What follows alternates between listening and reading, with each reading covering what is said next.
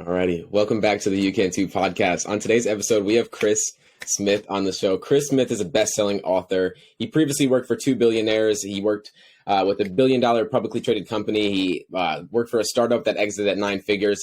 I can go on and on about Chris's accolades, to be completely honest with you. But I want to know, for my audience that doesn't know who you are, can you give us a brief overview of who Chris Smith is? Yeah, it's so funny because I have like really good accolades and a really boring name. You know, every time people introduce me, I always focus on like a lot of people, the bad part, which is Chris Smith. You know, but I'm from a small place. I grew up in Florida. You know, like every kid wanted to be an athlete, wanted to be an actor. You know, sort of dreamed big and was foolish enough to think I had a chance at those things, and just ended up sort of falling in love ultimately with sales and marketing in that order. I was in the boiler room. You know, if you've seen Wolf of Wall Street, that's me. You know, if you've seen Boiler Room or Glengarry Glen Ross is a great film. For some of the younger people listening or watching, they probably have never heard of that movie. It's amazing. And that was where I worked. Like, you know, it was hardcore sales pressure, sales skills, sales scripts, you know, and what you learn in that world is really powerful. It's just that I think the natural, you know, connotation when you say something like the boiler room, or if you say something like the Wolf of Wall Street, is, you know, penny stocks and fraud and, you know, ripping people off and sleazy. You know, these are the words that come to mind in my profession, which sucks. But, you know, that's sort of where I came from. And I would say the quickest way to explain what I've done ever since then is use what I learned in those boiler rooms to build businesses the right way, to build businesses that have great products, great service, that do care about their customers. You know, you could use your powers for good or evil. You know, I was taught by evil people, but I'm using my powers for good.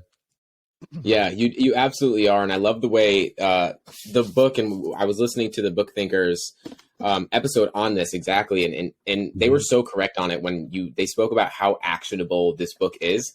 Unlike most books, you can get a lot of inspiration from books, but not much actionable tips. And there's so much that we can take from this book. But I do like what you said there was, I know when you started out in the boiler room, I like the analogy that you used when you said that rather than, if someone can teach you how to pick a lock, right? You can either go steal from people or you can be the best magician in the world. And that ideology was like, you can take what your circumstances gave you in two different aspects. And you went an amazing route down that way. And now you're helping thousands and thousands of people along that journey. I'm curious because I know that basketball and acting were a big part of you growing up, and you had the passion for both, but you say you didn't have the talent for both. And then when it came to school, you had the passion for business as well, but you didn't have the focus. I'm curious what made you believe that you could succeed in entrepreneurship to begin with, and why you even started. Yeah, it's a very fair question to ask. I think, you know, one of the things that happens as you grow up and get older is that you just sort of give up on the fact that Santa Claus is real. You know, right. and you sort of, you know, the Toys R Us song, you know, that you don't want to grow up, and the Peter Pan, never grow up, like all that just goes away. And you go through tragedies and challenges, and life throws things at everybody that are so hard that you just sort of slowly, I think, lose your belief that outcome is an option. Yeah. And so I think the difference would just be, you have to make that the only option. Because if that is the thing, whatever that thing is, you know, starting a business, writing a book, being on television, you know, being a professional athlete, whatever that thing is, when you make the choice that that's the thing, and now what you're doing is working on it, not talking about it, it's very different, right? And so I think I have always been a loud, talking, confident, borderline cocky dude. Mm. And so one of the things Gary Vee says that I love, he says that your ambition has to be directly in line with your shit talking and the amount of stuff that you actually are putting in. And so I've just sort of always had this grandiose thought that I was going to do something special with my life. And I always said it out loud. I told everybody. And so like a lot of what I feel like has driven me, even if it's subconsciously, is I just don't want to look like an idiot to all my friends from high school and college. Like I told them I was going to be famous. I told them I was going to be an actor. So, you know, like, and so, but if you strip it back, what I realized was that my goal was to help as many people as possible because I was a good guy. And I would watch actors get interviewed, and I would watch, you know, entertainers get interviewed. And I would think that, man, I could have brought more value to the audience than they did during that segment. Like they're actually not even that interesting. Like, this is boring. Like, I feel bad for the people watching. I'm more interesting than Brad Pitt, whoever it was. Like, it didn't matter. You know, I'm watching Leno, I'm watching Conan, you know, these shows that you probably never even heard of. You know, these shows are, you know, 3 famous people per night, usually 2 actors and a musician. And it was the only channels we had, you know. So at 11 o'clock or midnight or 12:30, whatever time these things came on, you know, I felt like I was really transported away from my little Polk County home, you know, in my Lakeland, Florida, small place, orange groves, cow pastures, and chicken farms. But I'll tell you what, one of the things that I have to always give credit as far as why did I think it was possible, and I'm nowhere near where I want to be. Let me make that very clear. But one of my best friends growing up, he was on the basketball team with me. He was a, you know, 5-star athlete, every sport, you know, Letterman jacket. And he got recruited by UCLA, by FSU, by Miami, Florida.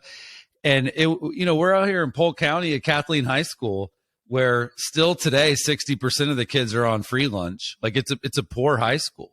But these guys are flying in to come watch my buddy run or catch or, right, do drills or play the game on Friday night. And then I had another friend, another teammate. His name's Alvin Jones. He was 7 feet tall in 9th grade.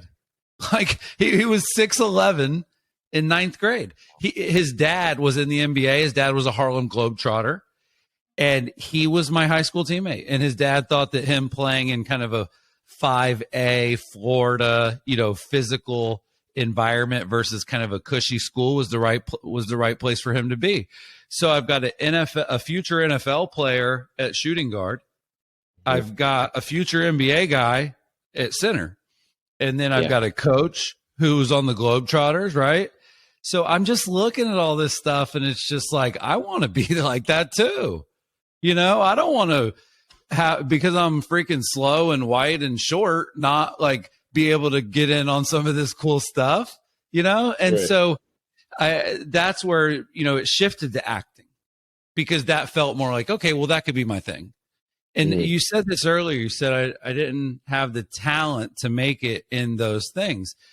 The interesting thing I thought of when you said that was, I did have the talent. I didn't have enough talent. I was on the team. Like, I had to make the team. I was good enough to be on the team. I was on a state championship team with professional players, you know, that ended up being professional athletes. But yeah, I never got in. I was the 12th man, right? And so anyway, I just, you know, acting, it was the same thing. I went to some acting classes. I got my headshots done. I mailed them out. I went to some auditions. I was an extra. I was on Buffy. I was on Drew Carey's show. I did a bunch of cool stuff.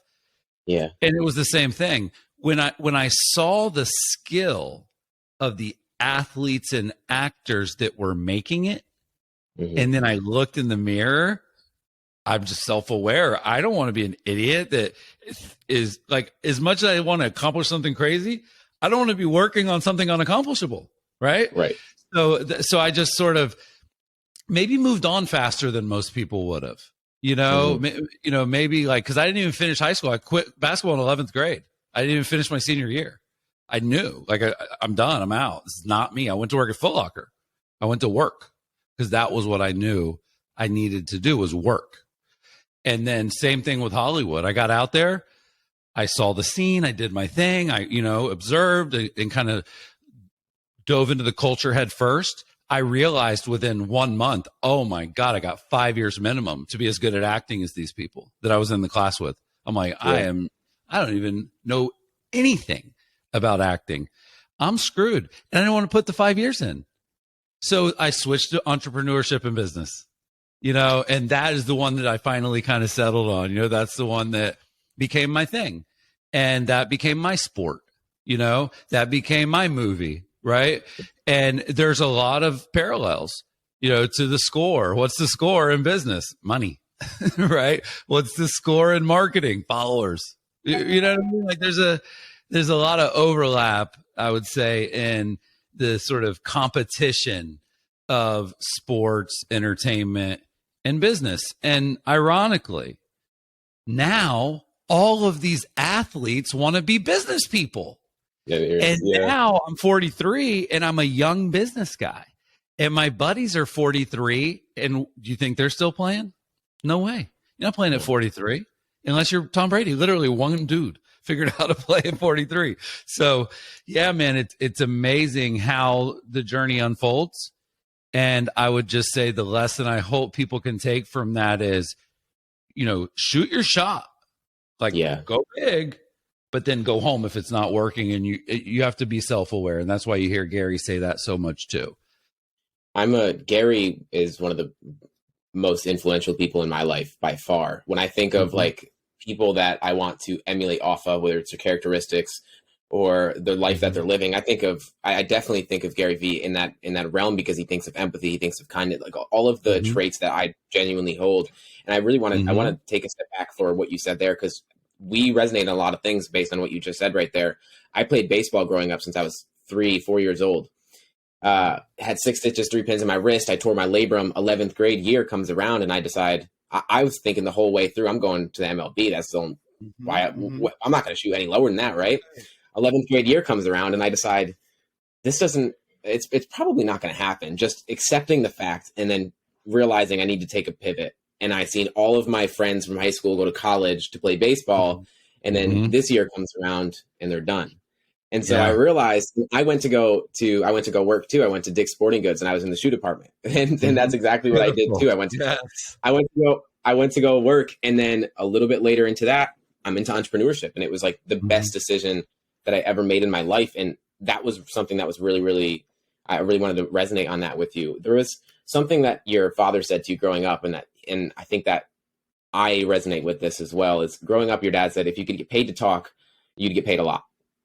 And I'm curious if you took that into account when you were young, if you really believed in your ability to create that in your future. Financial wealth. Yeah, I did, because I just, with the things that I was confident I was going to accomplish, part of what came with those things was a lot of money and cars and girls and right. And, Tupac was my biggest hero, role model, influence growing up. And, it was California love, it was fun, it was toss it up, let's get rich and then we can kick it. It was Thug Mansion. Like, I mean, it was about making money. And if you listen to hip hop, it's still a huge part of the culture is, you can, I literally think that you could learn more about running a business from Jay-Z's lyrics than most books. I'm not kidding. But Tupac and sort of observing that culture, man, it's amazing how things happen where you're witnessing it and you're watching it and you're going through it. And I don't know why I thought I was going to be on MTV Cribs and have a mansion too, but I did. Like, and what's so funny is I have proof. I don't have it right in front of me, but in my senior yearbook, you have to write like what you're going to do with your life. And they asked everybody and they put it, they put it in the senior yearbook. And mine said, I'm going to graduate from Florida State and I'm going to become a self-made millionaire. And, knock on wood, baby. Right. Right. Check. Right. And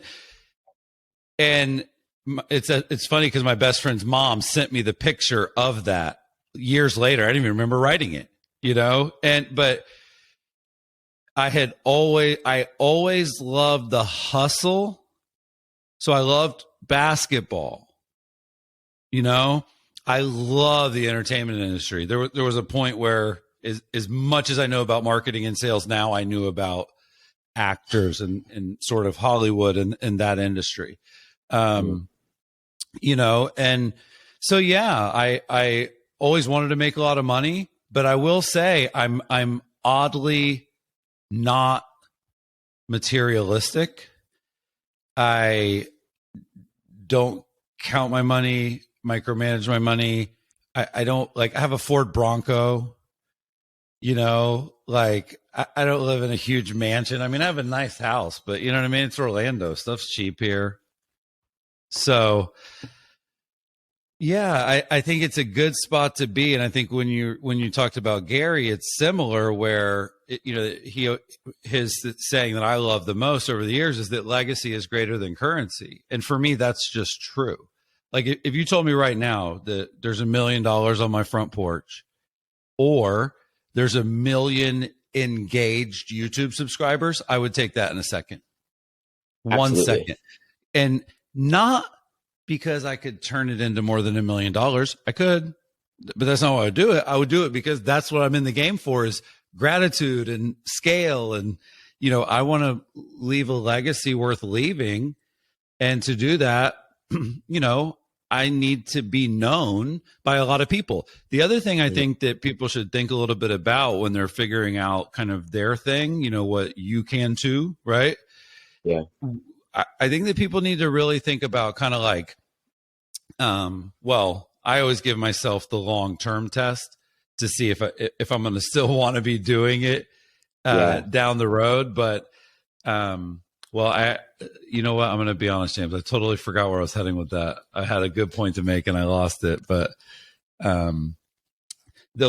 for me, the scoreboard is financial and followers and growth. And I teach business and sales. I teach marketing. Yeah. That's my passion. So by nature, I have to think about the cash register. Absolutely. And so I never even thought about social media or any of this stuff as something that wouldn't work. Like, what are you talking about? Marketing doesn't work? No, marketing works. It's just hard to know exactly how or when or why or which one, right? Like attribution is incredibly difficult. But if you were to do an A/B test and say, I'm going to work with this real estate agent and we're going to spend a couple $1,000s a month on marketing and getting their brand out there. And I'm going to work with this one and we're not going to spend any money. Yep. Is there anyone that has, any type of common sense that would say, oh, the one that doesn't market or advertise himself will be more known? That's just not how the world works. So the idea for me would be, if your expertise is not so tied to the transaction, let's call it. Yeah. Let's say you love HR, let's say you love data science, let's say you love operations. I mean, listen, I work with some talented people. I employ some really smart people. One of my favorite employees is like an information officer.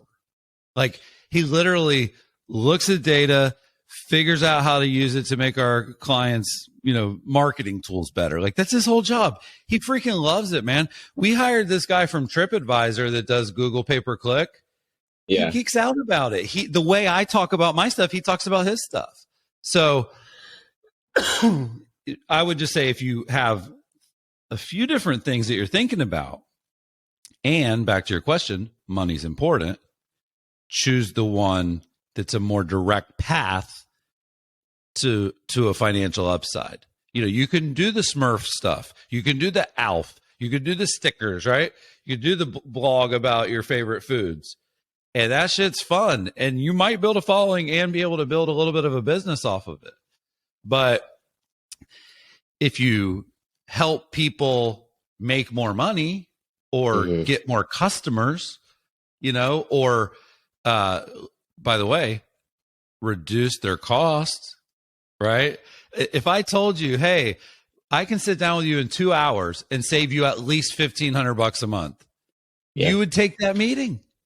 So that's all I'm saying is, you know, even accounting, right, can kind of be sexy, because if it's tied to financial gain, there's a bigger upside. So think about athletes, and back to your baseball stuff. You can be like, I guarantee there's a lot of retired players that make a lot of money with hitting clinics. Oh yeah. You know, I mean, that skill sort of transcends beyond, you know, the obvious skill out of the gates.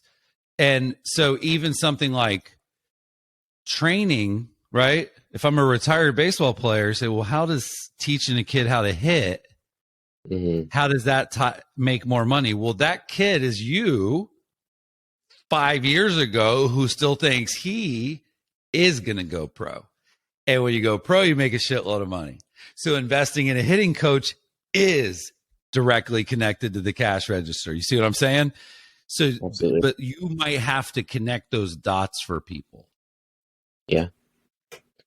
Yeah, I love that. And I love the way that your mind thinks. Like, you can definitely tell that you're successful in so many aspects of your life. And you as you say, like, you definitely are making a substantial amount of income from what you're doing, but it's because you're also having a massive impact on so many people. And I remember something that stuck with me early on when I hired my first coach was my coach told me that the best thing that you can do is get rich. And it was internalizing that fact, not because the monetary gain, but more so I can scale that and then help more people in the process. And like you said, it's not looking for the outcome, but more so the process of doing it. And I mean, you wouldn't be continuously going on and continually going, because like you've surpassed so many people's goals, right? And like you said, you're not nowhere near close where you want to go. So I'm curious what your North Star is. Where are you trying to get to, or is it just a journey? Well, everyone's North Star, I feel like, should be, you know, independence and financial freedom at the level of your bills are covered without you having to clock in and clock out for someone else. And that can come through a lot of different ways. Yeah. A lot of people invest in real estate. You know, a lot of people start a side hustle. You know, a lot of people start day trading, flipping NFTs, going to garage sales. There's a lot of ways. And I'm jealous, man. When I was 19, we didn't have any of this. And I'm so grateful. You know what I mean? Dude, I was telling somebody the other day, like, you guys have like Uber and Lyft and Instacart. Like, let me tell you, man, I love working. So like this whole gig economy and Upwork, dude, let me tell you what I would have did. I'm going to tell you right now what 15-year-old Chris would have did with Upwork. Yeah. Because this is an easy one to do. You find the most talented people that charge $50 an hour, and then you go hire people that make $100 an hour, right? And you get the work done, and you just flip it. Like I literally could go find someone to do $50 an hour work that I could then go sell to someone for $150 an hour work. Easy. That is an easy hustle, because Upwork and these freelancer sites like Fiverr and Freelancer, they're so huge and there's so many people on them, but they're good. They get leads, they get gigs. It's real. I mean, it you know, their messaging is dead on. Like, the world is your workforce. I love it. But man, I was telling my son, I think it was, I can't even remember. I don't want to miscredit him. His name might be Brad Lee, like Brad. Yeah.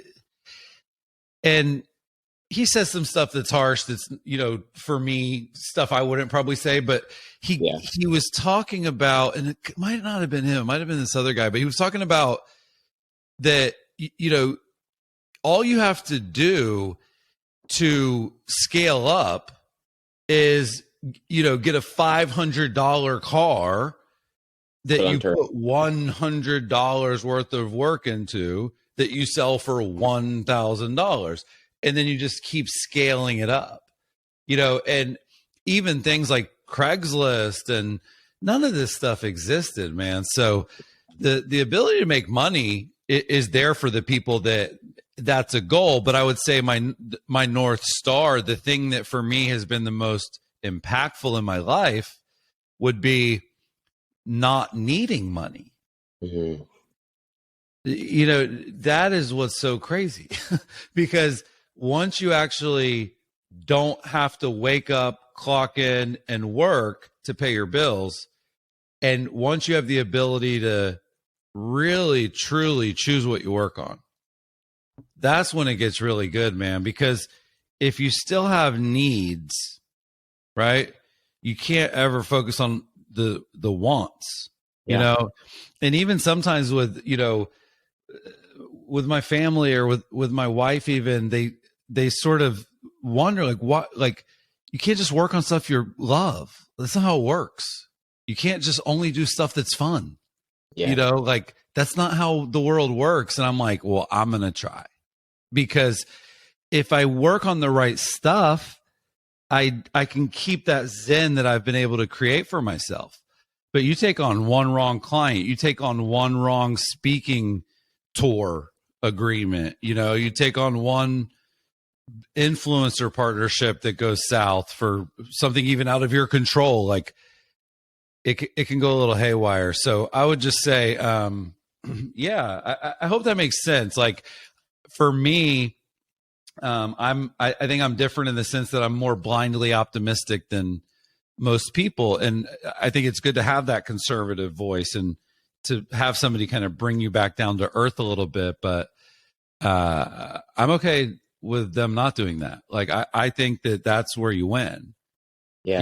And so anyway, I just, at the point that I, finally got out of debt, finally paid off my freaking student loans, finally got my 520 credit score to be 800, finally, got the 6 months of emergency money saved up, like finally got a college fund for my kids, finally got a, investment account, and started actually making real money investing, not savings account investing. Yeah. That stuff's great, and it's amazing. So I would just say, I would probably be willing to do shit that I hate to get to that point as fast as possible, so that I could then do shit that I love. Yeah. So yeah, I think that would be probably the only thing I would disagree on with some of the stuff Gary says. And he did it too. Yeah. Like, he worked the liquor store, he worked the stock room. So, he did it. So he definitely believes in it, but I would be willing to do whatever it took and anything necessary to get to that positive cash flow monthly without working. And, most people listening, that would be through real estate. But for a lot of people listening, and by the way, if you go back to living kind of humbly and not being totally materialistic and driven by financial gain, like when I bought my Bronco, I just bought it, like, I don't want a $1,500 a month Tesla payment. You know what I mean? I spent 15 years getting rid of all this crazy debt. Like, so I think if you can figure out a way to be super happy around maybe 5K per month, mm-hmm. then I think it becomes like, okay, so 5K, well, that's $1,250 a week. $1,250 a week is less than 200 a day, and then I start going, well, there's 24 hours. So like, I just got to figure out a way to like make $10 an hour every second of every day. And then like, I can, get out of the machine, I can take the red pill. Right. So anyway, I would say have a big, hairy, audacious goal. You know, if you want a yacht or a mansion, or if you want to be a millionaire, if you want to be 100 millionaire, whatever your, number is that you sort of have as a goal, that's fine. It's great to have that. But at the same time, that micro goal in the grand scheme of life is more important of, basically passive income is what I'm explaining. Absolutely. I think the like you said there, when you break it down into what it would be per day instead of focusing on what you want per year or like the base, what everyone wants looks for, like, oh, $1 million a year, right? But when you really break it down, like, most people don't mean $1 million a year, firstly, and secondly, when you break, say, $100,000 a year, it's like 100 or something a day, and it's like, just like you said, you can flip a couple things and you've done it. You've literally done it. And by the way, the same way it feels really unattainable, it also, by the way, feels like not very much when you do attain it, because if you have 30 to 40% taxes coming out, and then if you have, a decent apartment and a decent car and maybe a kid or two, like, you ain't balling, and you definitely are not stacking. That's the thing. You can get real nice monthly cash flow and put a little bit to the side, but even at that 10,000 a month, man, and I know that might sound crazy to people, but you take the 10, you take 4,000 away for taxes, or 6 left. Yeah. You have a wife that doesn't work. Now it's the equivalent of 2 people that make $3,000. Is that balling? People wouldn't say that was balling. So, that would be another reason, why I think you kind of should make money somewhat of a goal, is only because you're going to need more than you think you do. And Absolutely. Then also, when you do get a lot, you're going to even want way more than that. You're going to always want to move that target. Yeah, I think that it's the hedonic treadmill. You're always you set a goal, and then when you reach the goal, after a couple months, it gets ordinary, and then you set another goal, and then it gets ordinary, and it's you continue down that rabbit hole. And yeah, real quick, the thing you picked up on, I don't want to forget this thought. I call it reduce it to the ridiculous. That has always been something that sticks. So It's like, if I want to, if I look at Quicken Loans or Rocket Mortgage, I go in there and I'm in sales and I look at their comp plan and I see, that at 15 loans, closed for the month, the super kicker, takes effect.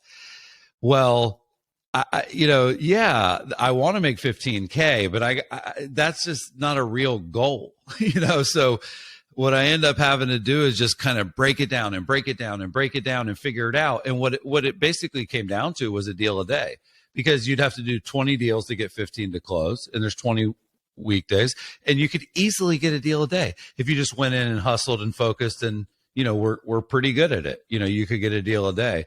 So, and then to get that deal in the day, it was typically 60 to 80 dials. For somebody that was pretty good, might be 100, 120.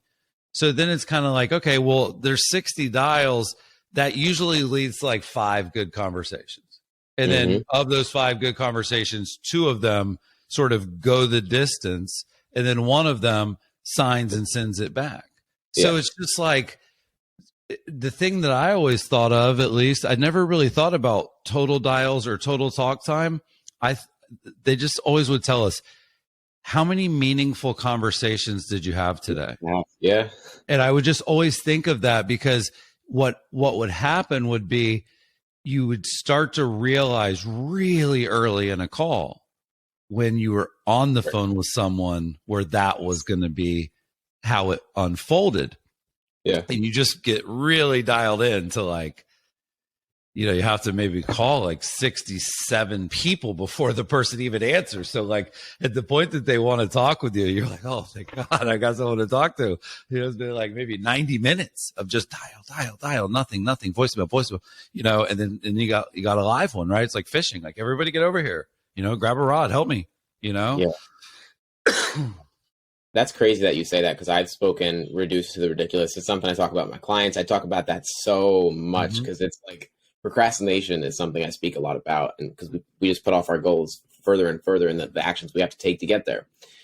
reduce to the ridiculous is exactly what I speak about. Those exact words too. It's crazy that you say that, but you reduce to the It's probably ridiculous. someone else's thing that we're both It probably is. It probably is.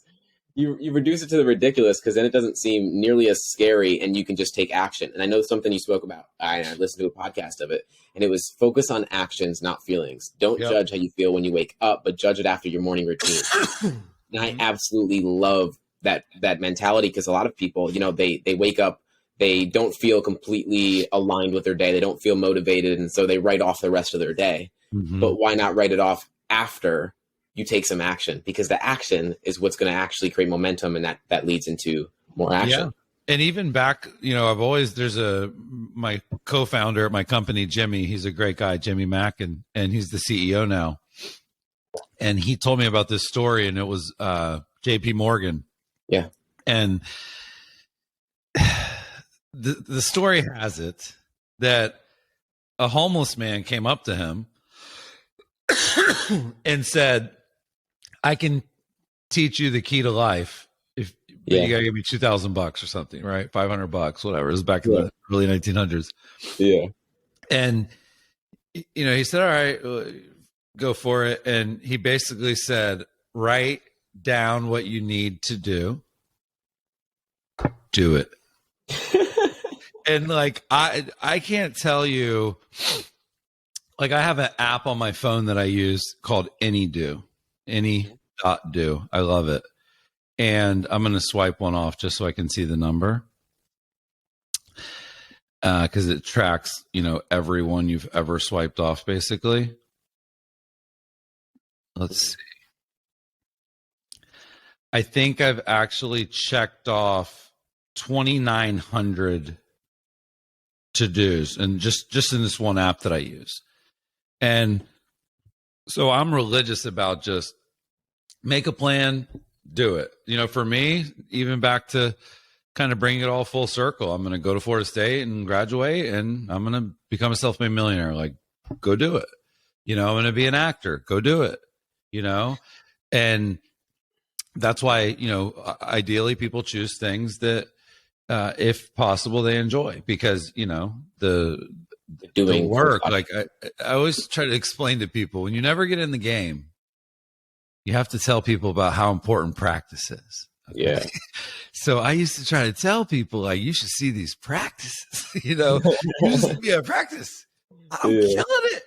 But the reality is, between, call it practice and weightlifting and travel and pregame meal and halftime, like, there's so much more time not playing a game, actually. like the sort of 60 minutes that the game unfolds in is a blessing. That's the fun part, but that's not the real part, you know? And so for me, again, I loved basketball. So for me to get to play basketball every single day with world-class athletes, that was winning. Yeah. You know, getting in the game wasn't winning. And even on the, you know, athleticism side, you know, even the weightlifting and cardio, like, I've never been great at that because I just loved basketball, but I'll play basketball for 6 straight hours, you know, and like, I'm pretty sure that burns calories too, but you know, so anyway, yeah, I don't even know if that makes any sense, but no, I think it does. Yeah. I'm glad you said that too. Cause like, I think something that is not touched on enough, but like you said there, it's like, this sounds stupid, but the basketball burns calories, but it's like, whatever's more fun, you're going to stick to it longer. Yeah. And sustainability. Well, you have to trick your brain, which is what you were saying earlier. You trick your brain into focusing on actions. And so, you know, something as simple as, how do you grow your business and make lots of money? You keep it simple. You write things down and you do them, you know, but it's ironically great mental health advice too. How do you kind of get out of a depression or, you know, even just being really down? Yeah. You know, you write down a list of stuff and you do it. And then again, the sort of the hindsight test, right? Like after the walk that is 5 miles, how you feeling? You know, after the 30 minutes of video games, after the whatever it is, like, you know, even if it's eating, I'm okay with that, whatever it is, you know what I mean? But like, and obviously you have to be careful with all of those things going overboard too, but just, yeah. It's just a mental check-in with yourself, you know, and I have very real mental health issues and I do not have all the answers and no one does. And it's funny to hear people talk about it that sort of, you know, call it dabble in it versus, you know, actually bipolar. And that's sort of next level mental health problems. But yeah, at the end of the day, most people wake up grumpy, you know, most people aren't, you know, on cloud 9 24/7, you know, and I think at least over the last few years, I think especially with COVID, people just became a little bit more comfortable being honest about that, you know, that like the whole it's okay to not be okay. And even you see on the tech side in my world, you know, better help and you know, lots of these startups emerging for on-demand therapy and even for on the medical side, you know, for the pharmaceuticals and, you know, GoodRx and Hims and Hers and, you know, it's an interesting thing, but the Zen learning and the takeaway is to get out of your feelings and to get into your to-do list and then to get back into your feelings when your to-do list is done. Are there any, because I think that's something to touch on right there is depression and anxiety, something that I struggled with a lot growing up for sure. It was like in and outs, and COVID was definitely a part of that, was where it's you're isolated and it's even easier to get into that depressed state. Is there any habits or routines that you always fall back on to kind of get you back into place, whether that's in some kind of action? Well, I will say with COVID, I would think like a lot of people, you know, there were Saturday Night Live skits about it. Like I went on so many walks, but I'll give you the quickest answer I can give you, which is that working from home doesn't need to be working from home. So before COVID, we had an office and I was around all these awesome people that work for me. COVID, we shut it down. We didn't reopen it, you know, like a lot of people. And so I transitioned into working from home and I hated it. And everybody's talking about how great it is. And I hated it. I really missed having an office, the energy, synergy. I'm a passionate, dynamic leader. And so being able to be in the room with my people was something I was missing greatly. And so, you know, I basically just like, you know, I have a big house too, and I have a nice house, you know, so I felt bad. I'm like, there's people that like this girl that worked for me, Jess. She's like, Chris, I'm in my freaking closet. Like, you know, like I'm in my closet because that's the only place the Wi-Fi works good enough to, you know, so, and she's in like an apartment in Boston, you know? And so I didn't want to be a Debbie Downer about it because I have like 5 or 6 areas I could work from, and a beautiful backyard, but I just hated it. I hated being isolated. And so I stopped. I started I wake up every morning now. I get up with my son at 6:30. Just like I used to do when we had an office. I get ready. I do my little morning routine and I just drive to Starbucks. And that's my new office. And there's people there and Harry's there, my man behind the register, you know, and Emma. And, you know, I don't really know because we don't chat that much because they're busy. But, you know, it's for me, I needed there to be pheromones in the room with me. Yeah. I'm weird, man. When I'm home, I put on ambient sound that's a coffee shop noise when I'm working, because if I know the words, if I know the beat, if it's sports talk or something like that, I can't stay dialed in. So even when I'm home, I put on like busy Starbucks sound play. Yeah. I just sit here at work. Like, that's my vibe. So anyway, that would be one thing I would say. And not everybody has the ability to work from anywhere. But for those of you that can work from home, you know, rethink the definition of that. Work from where you feel great. And if that's around a lot of other people, or if that's at the beach, work from beach, work from, backyard, work from pool, like, I think that's another thing that for a lot of people, it is such a new reality of sort of a Zoom first workforce that it took me a minute to be like, oh, I can just go anywhere I want. Like, I can drive to the beach. It's 45 minutes to Cocoa Beach. I can drive to the beach every morning, take me 45 minutes. There's no traffic that way either. And I could just sit on the pier every day and work.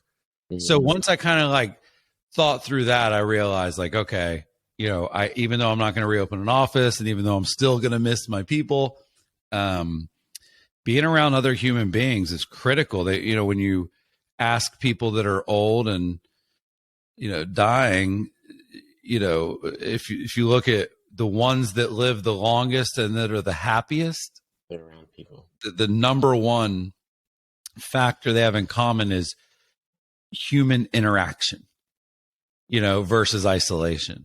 So yeah, man, this has been a fun interview. We talked about a lot. Normally we just talk about business and like TikTok tips and marketing strategies. So it's fun to talk about some different stuff. Yeah. And something that you said there, and just human caffeine was something I seen you talk about. Mm-hmm. And, I really liked that analogy that you used, because I'm the same way. And I'll say you're not weird by any means by having stuff on and where it's in the background and it's like ambiance music, because I do it every single day. And I've noticed too, like all of my clients are online, so I'm never around many people. So I do the exact same thing. Yeah. It's a habit that I definitely found really, really impactful for me. Mm-hmm. The last question I ask to every guest is something that I think is really, really empowering. And it's get a little vulnerable here is, what belief are you currently unlearning? What belief am I currently unlearning? Well, I'm unlearning that your kids are going to keep you up on Mount Rushmore forever. There's a period of your life as a parent from, I would say 10 to 11, like 0 to 11 or 0 to 10, somewhere in there. And, you're everything to your kids and they're everything to you, and you spend time with them and they give you so much gratitude and appreciation, and you get a lot of your self-worth from it for a decade. And then they become 12 and 13, and it just is a 180. It actually doesn't matter how cool you were for those first 10 years, by the way. It doesn't matter how cool you are. It's just a really hard period for kids, is the sort of teenage years where there's a lot of angst and they're going through all these changes hormonally, and they're incredibly influenced by their friends and culture and the opinions of other people. And they're just starting to use social media. And so the thing I'm having to unlearn is that my fulfillment can come from people that aren't me. I think I maybe fell into a little bit of a false sense of security that my self-worth could come from others. That's awesome.